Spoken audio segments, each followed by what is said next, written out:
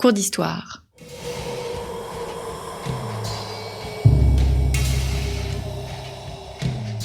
Une émission de la rédaction de Storia Voce.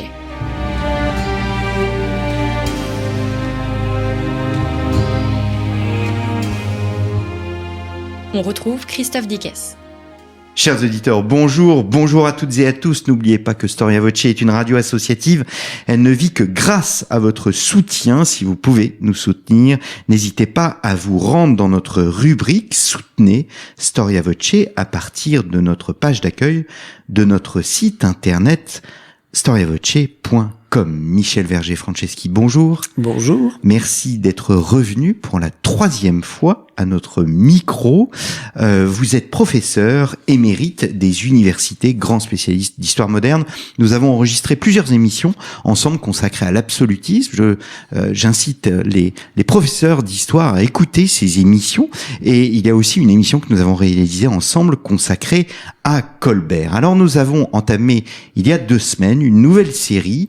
Un premier volet était consacré aux gens de mer, un deuxième volet aux vaisseaux de ligne, et enfin, nous traitons du sujet de votre dernier ouvrage, Surcouf, la fin du monde corsaire, paru aux éditions Passé Composé.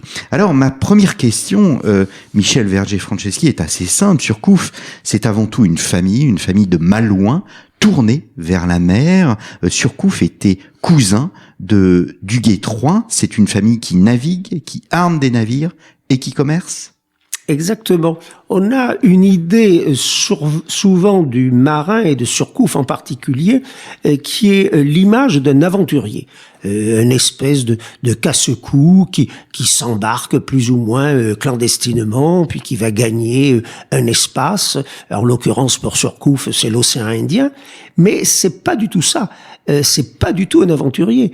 C'est un jeune homme qui est hyper encadré, qui va monter à bord pour la première fois sur un navire marchand en 1787, au même âge que Duguay-Trouin, lorsqu'il a 14 ans, puisqu'il est né en 1773, et il ne monte à bord que sur les bâtiments qui sont la propriété de ses oncles malouins, de ses cousins malouins, et il arrive à l'Île-de-France, y compris la première fois, dans toute sa famille, qui est dans les eaux de Pondichéry depuis la conquête de Pondichéry, depuis 1674 du temps de Colbert, et c'est donc pas du tout un aventurier, c'est un héritier. Il est fils d'un capitaine corsaire assez modeste, une petite fortune, 50 000 livres, hérité de son propre père. Le grand-père, par contre, possédait à lui tout seul 10% de l'armement malouin. C'était un très gros armateur et aussi un capitaine négrier. Et cette traite négrière a été instaurée dans la famille. C'est amusant parce que c'est une femme et c'est son arrière-grand-mère. Et c'est pas l'image de la bretonne classique que l'on se fait avec sa coiffe en dentelle et baignée dans un catholicisme intransigeant. C'est elle qui est la première armatrice négrière de la famille. Et c'est ce qui va faire la fortune de la famille et de Surcouf en particulier. Est-ce que c'est une famille qui est proche des Lumières ? Oui, c'est une famille qui est proche des Lumières. C'est pas du tout une famille aristocratique. À la 5e génération, avant Surcouf, c'était de pauvres heirs normands. Ils sortaient du Bas-Cotentin. C'était au moment de la révolte des Nu-Pieds en 1640, du temps de Louis XIII. C'est des gens qui sont arrivés à Saint-Malo parce que ils étaient très pauvres. Les Nu-Pieds, c'était des gens qui ramassaient, qui collectaient les pieds nus. C'est pas parce qu'ils étaient pauvres qu'on les appelait Nu-Pieds. C'est parce qu'ils collectaient du sel sur les plages, ils filtraient ce sel et ils le revendaient au grenier du roi, au grenier à sel. Le roi, lui, percevait la gabelle sur ce sel. Et donc, ces premiers Surcouf arrivés du Bas-Cotentin, ils sont arrivés à Saint-Malo, ils sont morts à l'hospice de Saint-Malo, donc une très grande pauvreté. Ils sont devenus calfats et ce sont des gens besogneux, travailleurs, pilotes, lieutenants, capitaines, puis armateurs, puis capitaines négriers.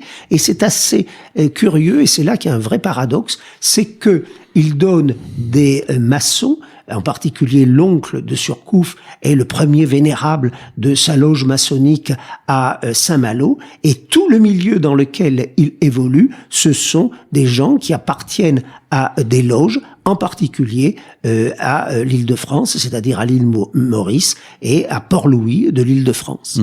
Les Surcouf, c'est un exemple de la promotion sociale que nous évoquions la semaine dernière ? Oui, les Surcouf sont partis de Normandie extrêmement pauvres. Ils ont conservé la tradition de leurs origines, et lorsque Surcouf va devenir l'homme illustre qu'il est devenu, il ira racheter des terres et un château à l'endroit même d'où son trisaïeul et sa trisaïeule étaient partis dans un état quasiment de misère. Et c'est un petit peu ce que font aussi les Corses lorsqu'ils vont émigrer à Porto Rico ou ailleurs dans l'espace américain, c'est de montrer aux gens du village dont on sort, dont on est originaire, regardez ma réussite. Et en effet, Surcouf, qui possède une fortune égale à 4 châteaux de Combourg à la fin de sa vie, a fait fortune comme le père de Chateaubriand. Il ne faut pas oublier que Auguste de Chateaubriand, donc le père de l'écrivain, a pu racheter le château de Combourg de ses ancêtres, lui aussi grâce au grand commerce maritime et lui aussi en pratiquant la traite négrière. Quelle fut la première expérience maritime du jeune Surcouf ? Il monte sur un bateau à 14 ans. C'est classique de monter sur un bateau à 14 ans ? Oui, c'est tout à fait classique. Aujourd'hui, où la vie est beaucoup plus longue, où on a donc toute une vie scolaire, puis une vie universitaire, avant d'accéder au monde du travail à un âge relativement avancé, à 24 ou 25 ans, et d'attendre une retraite vers 65-70 ans, on a du mal à voir ces enfants à bord. Le fils de Jean Bart, il est embarqué à 10 ans. Son père l'attachait au mât de son navire amiral pour l'empêcher d'avoir peur de la mitraille lorsqu'il serait adulte. Et cet enfant est devenu vice-amiral de France. Il est mort à 78 ans sous le règne de Louis XV. Donc, que Surcouf embarque à 14 ans, c'est normal. Un cousin de sa grand-mère, qui était du Gué-Trouin, avait embarqué à peu près au même âge, à 15 ans, refusant de faire des études pour devenir prêtre à l'université de Caen. Sa mère le destinait à l'état ecclésiastique, mais du Gué-Trouin aimait beaucoup trop les femmes pour accepter cet état. Ça n'aurait d'ailleurs peut-être pas empêché quoi que ce soit, mais Surcouf embarque donc très tôt, et il embarque parce qu'il est l'héritier d'une double tradition.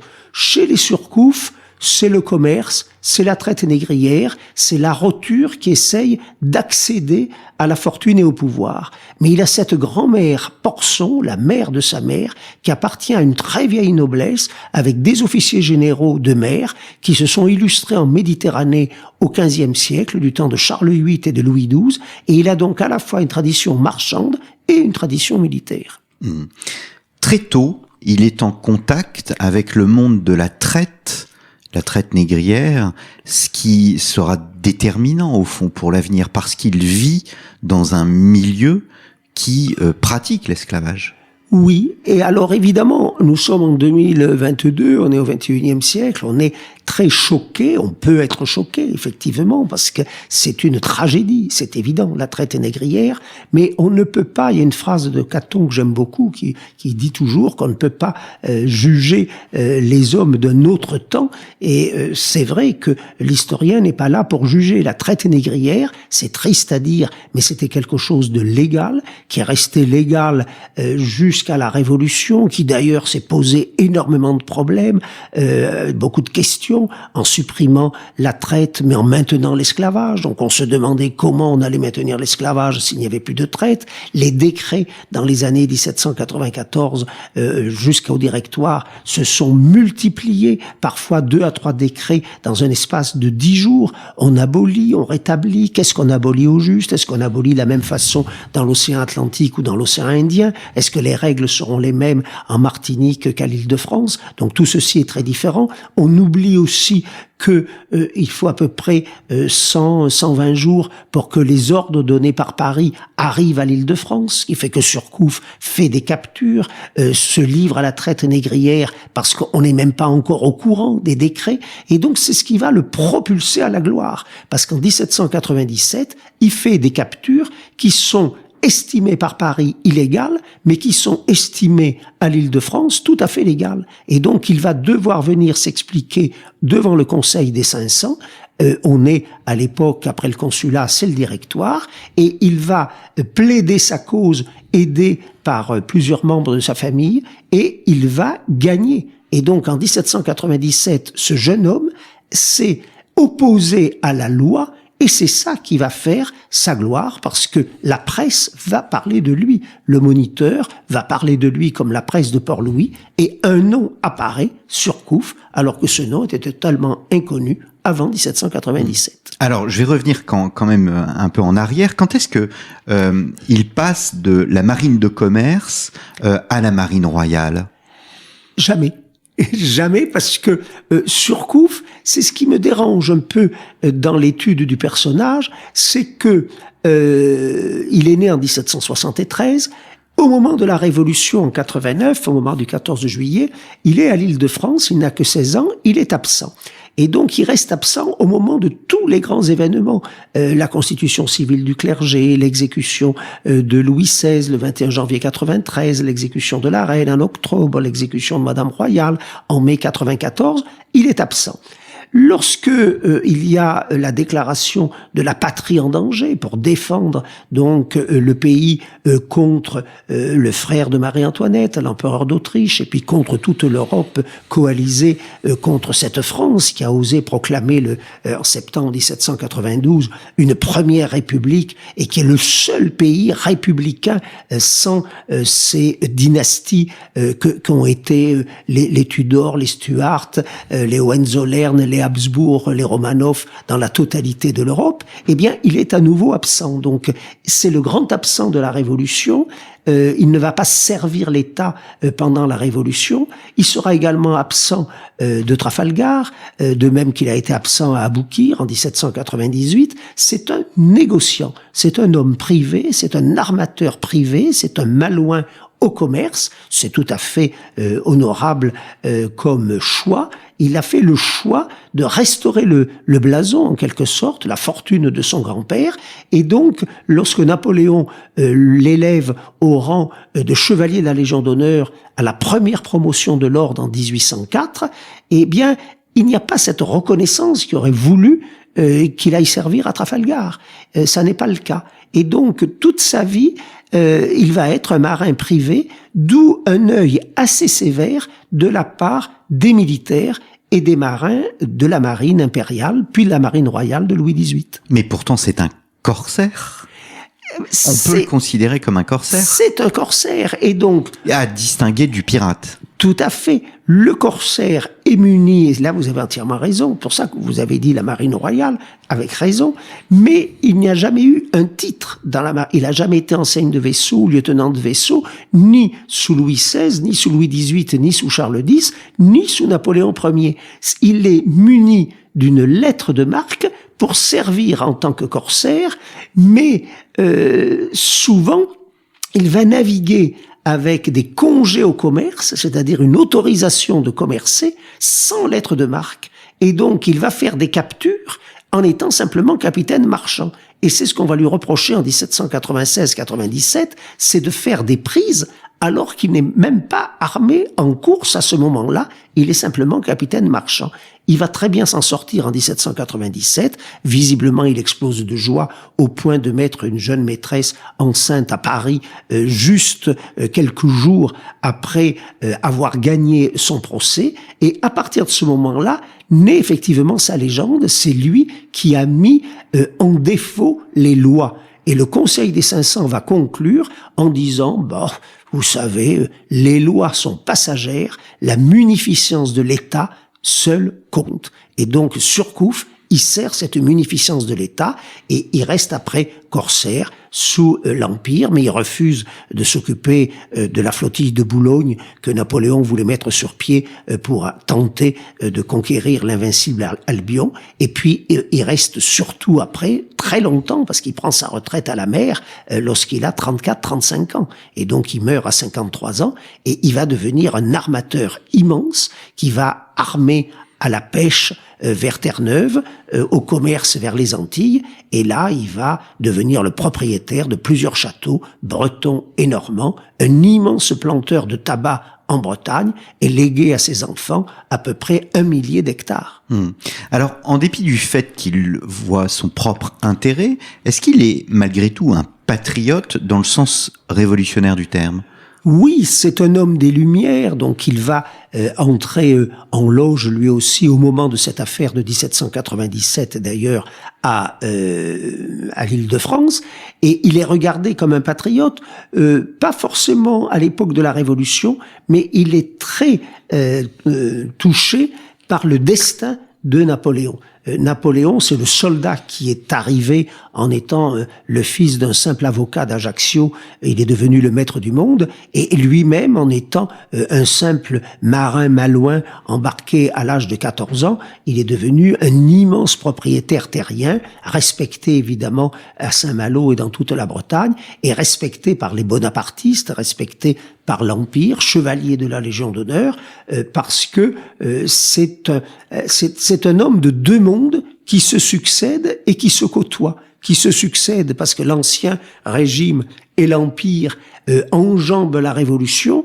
et mon bouquin commence par les obsèques de Surcouf. C'est assez curieux, mais quand on voit cet enterrement... Obsèques impressionnantes. C'est des obsèques d'ancien régime, avec des sœurs, des filles qui sont toutes comtesses, qui sont toutes vicomtesses, qui possèdent toutes des châteaux en Bretagne, et puis tout le clergé, puisque sa belle-sœur, c'est la sœur des frères Lamennais, l'abbé Lamennais et le père Lamennais, donc ce sont des obsèques très catholiques pour quelqu'un qui est franc-maçon, et donc il enjambe la Révolution, et c'est pour ça que le sous-titre qui a été choisi par l'éditeur est un excellent sous-titre, parce que c'est la fin du monde corsaire. Et c'est vrai que la course déplaisait à la fin du XVIIIe. On a de grandes voix, en particulier Condorcet, qui se sont opposées à cette course, qui quand même menace presque comme une piraterie des honnêtes commerçants avec des femmes à bord, y compris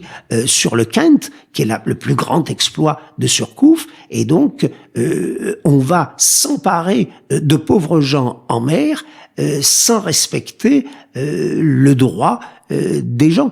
C'est donc considéré comme un pillage. Et la fin du XVIIIe siècle est très très dure contre la course. La vieille noblesse voudrait la maintenir, Chateaubriand par exemple, mais la Révolution finira par supprimer la course, et puis à partir du 19e, à partir de 1856, la course sera abolie, comme l'esclavage, avec Victor Schœlcher, a été aboli en 1848. Il faut donc écarter la légende Surcouf, tout en voyant au fond cette réussite pour son temps. Oui, c'est vrai que moi je n'aime pas trop les légendes parce qu'elles sont faites de romans, alors que l'histoire est faite d'archives, et donc c'est une exceptionnelle réussite. Beaucoup de ses contemporains, les gouverneurs des colonies, Monsieur Decamps en particulier, qui était général, le considèrent toujours comme un privé. C'est un marin privé, il n'est pas au service de l'État, il n'a pas une solde, il fait sa fortune personnelle, mais c'est vrai que c'est un marin d'exception, et que c'est un malouin d'exception, et qu'il ne faut surtout pas juger. C'est un homme de son temps, et lui, son temps est double. C'est à la fois Louis XV, et puis c'est à la fois Charles X, et entre-temps, il y a eu la Révolution et l'Empire. C'est donc l'homme de la fin d'un monde et d'un nouveau monde. C'est une véritable mutation dont il est le témoin tout au long de sa vie. Mais c'est ce qu'il y a d'incroyable, c'est il tente de survivre, mais il ne survit pas, il vit avec constance dans un monde qui ne cesse de vivre, lui, des bouleversements. Cette génération, et je fais beaucoup de parallèles dans le livre avec ses contemporains, il est né en 73 à Saint-Malo, est né également à Saint-Malo Chateaubriand en 68, Napoléon est né à Ajaccio en 69, donc tous ces hommes jeunes voient un monde absolument nouveau apparaître, la disparition des anciens ordres, le clergé, la noblesse, le tiers-état, l'apparition de la République, et puis l'apparition d'un premier empire qui recrée une nouvelle noblesse, la noblesse d'empire, qui est différente de la noblesse d'Ancien Régime, mais le frère de Surcouf va devenir baron, le baron Surcouf va recevoir des lettres patentes de Louis XVIII, et donc on est dans un monde qui, par rapport à nous aujourd'hui, est d'une énorme instabilité. On ne sait jamais, en 1814, vous avez un Napoléon qui part à l'île d'Elbe, les marins de Surcouf disent on ne peut plus avoir de lettres de marque, donc on ne prend plus la mer, parce que si on prend la mer et qu'on nous capture, on va être prisonnier de guerre, et donc on ne sera pas prisonnier de guerre, mais comme doit l'être un corsaire, mais on va être pendu à la plus haute vergue de notre vaisseau comme pirate. En 1815, Napoléon revient, ce sont les 100 jours, puis c'est Louis XVIII, et donc ce bouleversement est quasi permanent, et c'est une génération qui est, alors on peut pas dire une génération sacrifiée, parce qu'elle a donné des destins d'exception, comme Napoléon, Surcouf ou Chateaubriand par exemple. Chateaubriand et Surcouf d'ailleurs se connaissaient, mais c'est vrai que ça n'était pas de tout repos. Quand vous pensez qu'aujourd'hui on parle souvent en termes de racisme, alors que le terme de racisme n'existe absolument pas dans la traite négrière, quand vous pensez qu'Olympe de Gouges, qui a été à l'origine des premières sociétés des Amis des Noirs, monte à 45 ans à l'échafaud alors qu'elle avait fait une déclaration des droits de la femme et de la citoyenne, il y a de quoi y perdre la tête, et c'est malheureusement ce qui lui est arrivé. Mais alors justement, vous le dites très bien, rien ne protège ni l'Église, ni les loges maçonniques, et pourtant ce Surcouf, au fond, il bénéficie, il arrive à sortir de ce chaos grâce à sa liberté sur les mers. Oui, c'est un homme indépendant. Insoumis. Insoumis, si on veut, oui. Insoumis, c'est quelqu'un qui sert l'État et qui se sert. Et donc, c'est pour ça que j'ai fait beaucoup de comparaisons avec les autres fortunes. La fortune de Duguay-Trouin, évidemment, c'est exactement un siècle plus tôt, puisque Duguay-Trouin est né en 1673 et lui en 1773. Ça n'a rien à voir, c'est une peccadille. La fortune de Jean Bart, c'est une autre peccadille. Ils ont été de grands serviteurs de l'État. Et donc, je n'ai pas voulu mettre comme titre le roi des corsaires, par exemple, parce que c'est faire offense à des gens comme Duguay-Trouin, qui a été un serviteur de Louis XIV exceptionnel comme Jean Bart. C'est faire offense à Jean Bart, qui est mort sur un vaisseau de guerre d'une pleurésie à l'âge de 52 ans, en rade de Dunkerque. Donc je ne voulais pas un jugement de valeur, je ne voulais pas le plus grand des corsaires. On a Cassard, on a d'autres corsaires à Nantes ou en Provence, Bernardin des Baux, qui sont des personnages considérables. La fin du monde corsaire est par contre un titre qui m'a paru tout à fait judicieux et qui a été choisi par l'éditeur avec raison, parce que c'est vraiment le chaos. On ne sait plus trop qui pourrait vous protéger, et en fait on s'autoprotège parce que l'Église perd beaucoup de pouvoir. Dans cette Bretagne malouine, tous les noms des rues changent. Aujourd'hui, on déboulonne les statues, mais en 1792-94, eh bien, toutes les rues de Saint-Malo changent de nom. Les places, une place Saint-Vincent, c'est inimaginable. Les gens vont appeler leurs enfants avec des prénoms de fleurs, Marguerite, Fleur, etc., Violette, et non plus des prénoms de chrétiens. Exactement. Et par conséquent, il est le témoin de ce chaos, d'où cette volonté peut-être d'avoir des châteaux un peu éparpillés en Bretagne et en Normandie pour se mettre à l'abri, lui et son épouse, fille d'anobli, fille du maire de Saint-Malo. Donc, non pas une légende, mais un homme extrêmement intelligent. Peut-être un dernier mot. Un Anglais s'adresse à Surcouf. Il lui dit « Nous nous battons pour l'honneur, vous vous battez pour l'argent. » Et Surcouf répond « Chacun de nous se bat pour ce qu'il n'a pas. » C'est un dialogue apocryphe ? Je suppose qu'il est apocryphe. C'est peut-être même pas un Anglais qui aurait eu l'idée de ce dialogue, parce que les gouverneurs des colonies le pensaient aussi. Et eux disaient, nous nous battons pour la France, on se bat pour Napoléon, et des gens comme le général de Caen, etc., disent, Surcouf, c'est quelqu'un qui se bat surtout comme un marin privé, c'est-à-dire pour l'argent, pour lui-même, pour sa famille, et on lui fait plusieurs vexations. On va confisquer parfois ses navires à l'Île-de-France. Il va être obligé de revenir sans ses propres bâtiments. Et il a un peu souffert de certains ministres, en particulier Decrès, le ministre de Napoléon. Il ne l'aimait pas beaucoup et les deux hommes ne s'appréciaient pas beaucoup. Mais Surcouf a laissé un grand nom et Decrès, non. Bien, merci beaucoup Michel Verger-Franceschi d'être revenu à notre micro. Donc Surcouf, la fin du monde corsaire. Il s'agit de votre dernier ouvrage paru chez Passé Composé. Pour nos auditeurs qui nous rejoignent, sachez que nous avons enregistré une émission consacrée aux gens de mer, mais aussi une deuxième émission sur les vaisseaux de ligne. Ainsi s'achève la série consacrée à l'histoire maritime à l'époque moderne. Un grand merci Michel. Merci à vous. Je renvoie aux auditeurs aux émissions que nous avons enregistrées sur l'absolutisme et sur Colbert. Il me reste à vous remercier, chers auditeurs, pour votre fidélité et nous nous revoyons la semaine prochaine pour un nouveau numéro de nos cours d'histoire.